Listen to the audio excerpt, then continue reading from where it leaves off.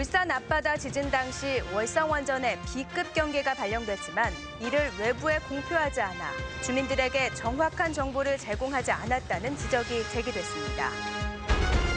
신라 황룡사 9층 목탑을 본뜬 경주 중도타워가 5년간의 공사를 마치고 완공돼 경주의 새로운 관광명소가 될 것으로 기대됩니다. 휴가철을 맞아 경찰이 순찰차가 아닌 비노출 차량을 이용한 암행 단속을 수도권에서 중부 내륙 등 전국 5개 고속도로로 확대했습니다. 여러분 안녕하십니까. 최근 울산 앞바다 지진 당시 월성원전에 두 번째로 심각한 위기 단계인 B급 경계가 발령됐지만 외부로는 공표하지 않아 비판이 거세지고 있습니다. 또 횟수가 잦아지고 규모도 커지고 있는 동해안 지진에 대비해 원전의 내진 기준도 새롭게 강화해야 한다는 지적이 제기되고 있습니다. 김형일 기자가 보도합니다. 울산 앞바다에 지진이 발생했던 지난 5일 저녁, 도로가 좌우로 흔들리고 월성원전과 인접한 가문사지 3층 석탑도 심하게 요동칩니다. 같은 시각 월성원전에서는 시스템 이상 경보가 울렸고 40여 분이 지난 뒤에서야 두 번째로 심각한 B급 위기 경보가 발령됐지만 이 같은 사실은 외부에 전혀 공표되지 않았습니다. 가장 중요한 거는 시민들과 교감하고 그 정보를 공유하는 거라고 저는 생각합니다. 쉽게 얘기하면 신속 대응, 신속 대피.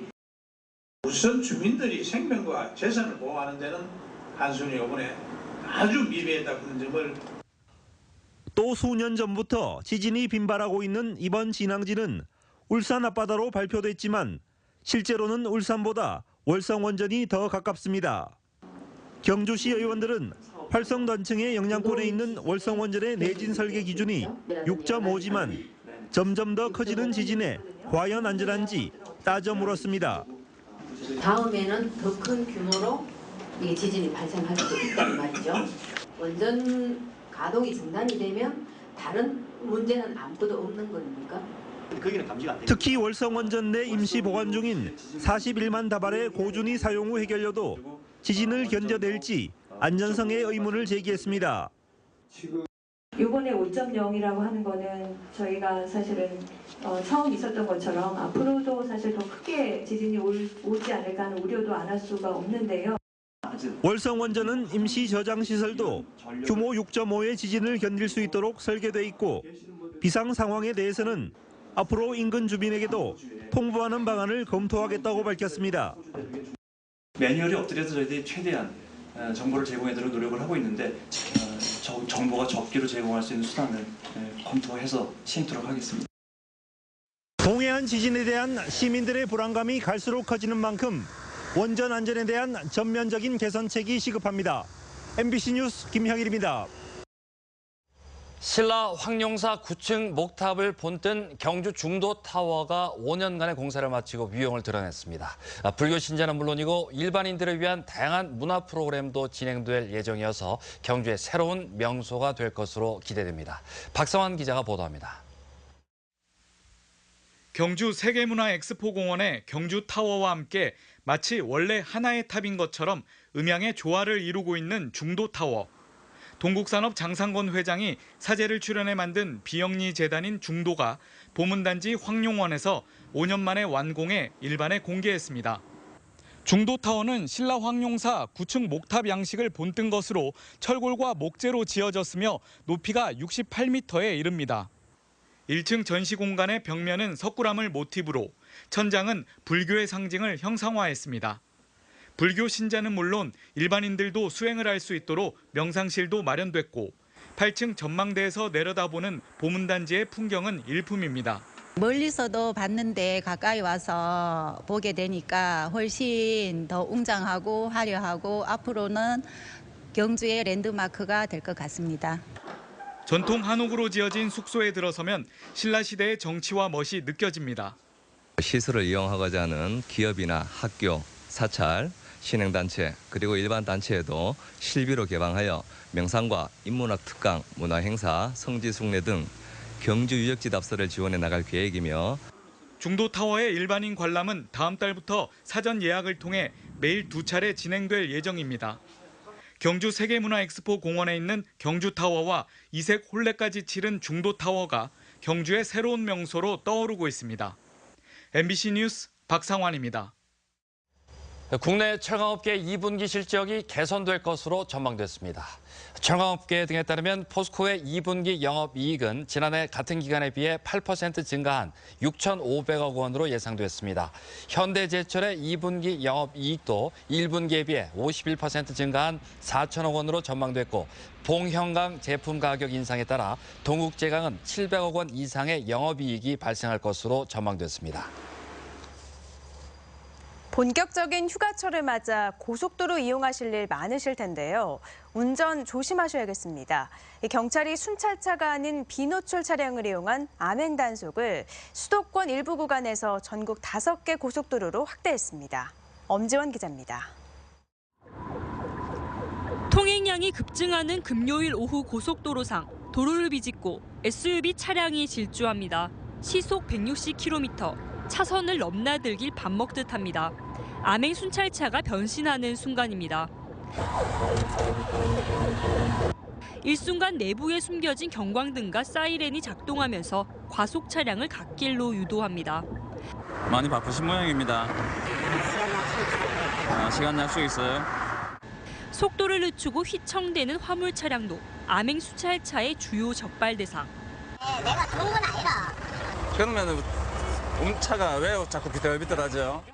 고속도로 사망사고의 3분의 1이 졸음운전이지만 그간 단속이 쉽지 않았습니다.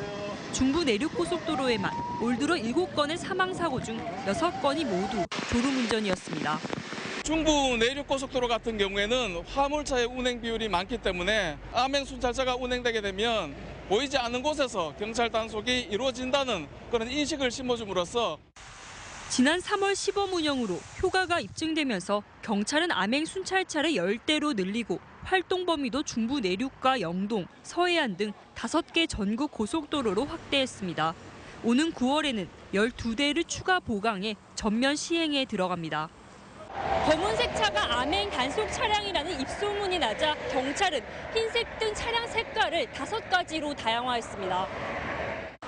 비노출 단속은 OECD 국가 중 20개국 이상이 활용하고 있으나 국내에서는 함정 단속이라는 부정적 시각으로 그간 도입을 미뤄왔습니다. MBC 뉴스 엄지연입니다. 경상북도 시장군수협의회가 오늘 포스코 인재창조원 청송대에서 열렸습니다.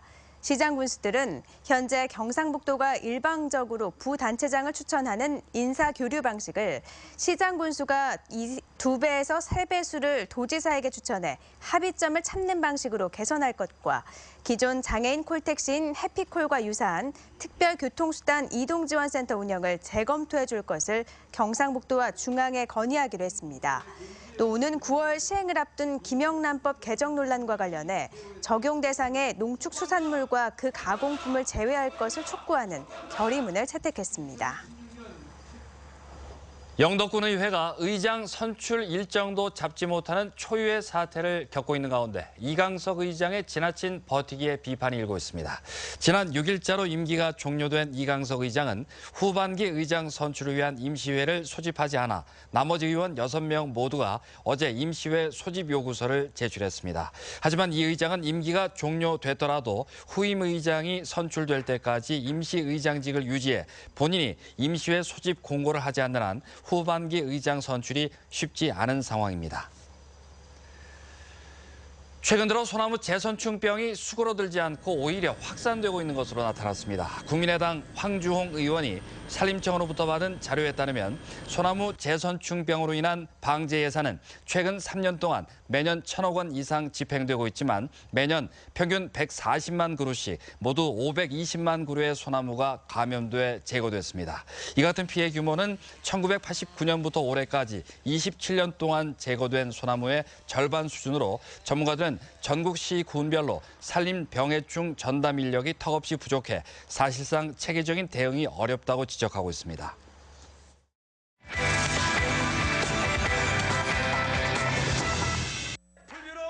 포항에는 농사를 지으면서 부르는 농요와 어부와 해녀가 부른 어로요, 그리고 유희요까지 다양한 토속 민요가 전승돼 왔는데요. 급속한 산업화를 거치며 잊혀진 포항의 소리를 되살리는 사람들이 있습니다. 김가영 아나운서가 전합니다. 남하로 가자 남자골, 불비로 가자 불자골. 지게 목발을 작대기로 두드리며 부르는 지게 목발 소리입니다. 죽장 이맘리에서 체록된 구전민요로 남짝골, 풀짝골 같은 후렴구가 재밌습니다. 사랑사랑 톱질하세, 시랑시랑 톱질하세. 톱으로 나무를 결 때 부르는 노래로 흥해 북송리에서 체록된 포항 토속민요입니다. 지금은 듣기 힘든 토속민요를 되살리는 이는 우리 민요를 배우는 시민들입니다. 악보도 남아있지 않고 부르기도 쉽지 않지만은 그래도 부모님 생각도 나고 또 어릴 때 생각도 나고 그 나무 하던 시절도 생각도 나고 그래서 배우게 됐습니다. 포항의 구전민요가 조명받기 시작한 건 지난해 체록 음반이 나오면서부터입니다. 하지만 아직 악보로 정리되지 않아 녹음본을 반복해 들으며 재현하고 있습니다. 보존회를 만드는 게 가장 시급한 것 같고요. 보존회 속에서 그 안에서 우리의 토속민요를 공부하고 배우고 익히면서 이것을 널리 보급할 수 있는 부분들.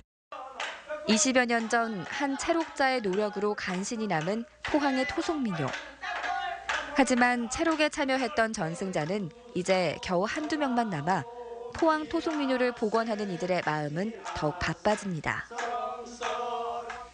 이 밖에도 주말에는 국립등대박물관 기획전 바다를 부탁해를 만날 수 있고 솔거묵향 먹향기와 더불어 살다전이 경주 솔거미술관에서 계속됩니다. MBC 뉴스 김가영입니다. 영덕에서 회를 먹은 대학 교직원들이 식중독 증세를 보여 보건당국이 역학조사에 나섰습니다. 영덕소방서에 따르면 경북 안동의 한 대학 교직원 9명이 어제 낮 영덕군의 한 식당에서 회를 먹은 뒤 오후 6시쯤 구토와 설사 등 식중독 의심 증세를 보여 영덕의 병원으로 옮겨져 치료를 받았습니다. 이들은 대학교 워크숍에 참가하러 영덕에 왔다가 회를 먹었으며 보건당국은 이들의 가건물을 채취해 조사 중입니다. 경북에서 올 들어 처음으로 일본 뇌염 매개 모기인 작은 빨간집 모기가 발견됐습니다. 보건환경연구원은 이번 주 경산에서 채집된 모기 가운데 일본 뇌염 매개 모기인 작은 빨간집 모기가 발견됐다며 이는 지난해보다 2주 빠른 것이라고 밝혔습니다. 일본 뇌염은 일단 증상을 보이면 사망률이 20-30%로 높고 회복돼도 30에서 50%가 신경학적 후유증이 남습니다. 혼획된 어린 대게와 암컷 대게를 방류할 경우 97% 이상이 생존하는 것으로 나타났습니다. 포항에 있는 국립수산과학원 독도수산연구센터는 지난 4월과 5월 2달간 울진군 후포항 연안에서 잡힌 어린 대게와 암컷 대게 180여 마리를 방류한 뒤 24시간 후에 생존 여부를 조사한 결과 97% 이상의 생존율을 보였다고 밝혔습니다. 수심별 생존율은 100m에서 99%로 가장 높았고 40-50m에서 97% 이상을 기록했습니다. 대게는 수심 200에서 500m에서 주로 서식해 그동안 혼획된 어린 대게와 암컷 대게를 수심이 얕은 어항 인근에 방류할 경우 생존 가능성이 낮다는 의견이 제기돼 왔습니다. 곳곳에 폭염특보가 발효된 가운데 무더운 날씨를 보이고 있는데요. 주말과 휴일에도 더운 날씨는 이어지겠습니다. 송혜림 기상기사입니다. 장마 전선이 물러가면서 불볕더위가 찾아왔습니다. 전국 곳곳에 폭염특보가 발효됐는데요. 경상북도는 대부분 내륙을 중심으로 한 지역이지만 현재 경주에도 발효가 되면서 경북 동해안도 무덥겠습니다. 가급적 야외 활동은 자제하시고요. 물을 자주 섭취해 주시는 게 도움이 되겠습니다. 내일 낮 최고 기온 살펴보시면 대부분 30도를 웃돌겠습니다. 포항이 31도, 경주는 33도까지 오르겠습니다. 이번 주말 뜨겁겠습니다. 구름만 끼면서 활동하기에는 무난하겠는데요. 강한 햇살 아래 기온이 높게 올라가겠고 불쾌감 또한 높겠습니다. 자세한 내일 날씨입니다. 경북 동해안 지역은 내일 구름만 끼겠습니다. 아침 기온은 울진과 영덕, 경주 21도, 포항 23도고요. 낮 최고 기온 울진 27도, 영덕과 포항 31도, 경주는 33도까지 오르겠습니다. 울릉도와 독도 지역은 구름 조금 낀 가운데 바람이 약간 강하게 불겠습니다. 내일 아침 기온 울릉도 23도, 독도 22도, 한낮 기온 울릉도 27도, 독도 25도입니다. 내일 동해전 해상에 구름만 끼겠습니다. 당분간 안개는 계속해서 짙게 끼겠습니다. 바다의 물결은 전해상에서 0.5에서 1.5m로 일겠습니다. 당분간 무더운 날씨가 이어지겠고요. 다음 주 초반에는 태풍의 영향으로 강한 비바람이 불겠습니다. 날씨였습니다. 오늘 오전 8시 40분쯤 포항시 남구호동 제철 119 안전센터 앞 도로에서 철 스크랩을 실은 16톤 트럭이 옆으로 넘어져 운전자 45살 정모 씨가 경상을 입었습니다. 경찰은 오르막길에서 신호 대기 중이던 트럭이 브레이크 고장으로 뒤로 밀려 넘어진 것으로 보고 정확한 사고 원인을 조사하고 있습니다. 더불어민주당 경북도당은 지방의회 의장 선출이 투표권을 가진 사람을 모두 후보로 두고 비밀 투표로 하는 교황 선출 방식으로 진행돼 여러 폐단을 낳고 있다며 제도 개선과 국회의원 개입 중단을 촉구했습니다. 더민주 경북도당은 광역의회뿐만 아니라 기초의회 의장 선출에도 국회의원 개입설과 특정 정당 독식 논란이 끊이지 않고 있다며 현행 의장 선출 방식의 개선이 반드시 필요하다고 주장했습니다. 부정청탁 및 금품수수 금지법, 일명 김영란법 적용 대상에서 언론인과 사립학교 교사를 제외하고 국회의원을 넣는 개정안에 대구 경북 지역 일부 의원들도 동참하고 있습니다. 대구 출신의 새누리당 비례대표 강효상 의원이 대표 발의한 이 개정안에 지역에서는 강석호, 김상훈, 정태옥, 추경호, 최교일 의원이 서명했습니다.